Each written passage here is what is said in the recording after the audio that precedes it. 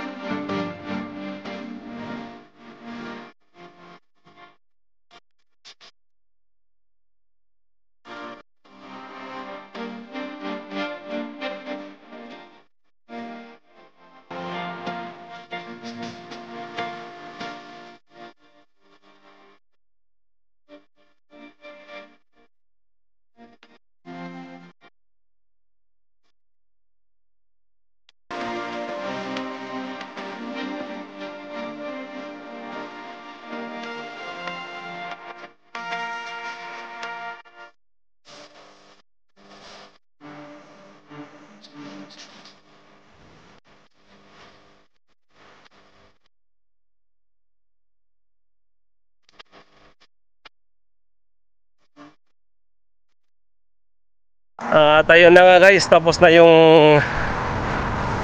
kainan. At ayun, at sa wakas kala ko wala na po matatanggap na red card. Alam mo yung red card, ito ayan, may isa, di ko alam kung magkano laman.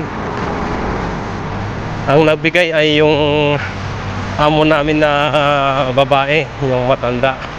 Dan mabait sila. Ang daming pagkain pero wala, may hangganan talaga. Saka ando rin yung mga dati kong katrabaho, at saka yung tito ko, at saka yung kapatid ko, nanay ko andun. Pati rin yung nagturo sa akin na paano mag-marinate ng manok nandun, at saka yung nagturo sa akin kung paano magluto ng noodles, ayan, nandun din. Saka yung dati kong tinuruan nandun din, at saka mga kapatid ng amo namin nandun rin. At ayan na nga, malapit na ako sa MRT station. At maraming salamat sa inyong panonood guys. Peace out.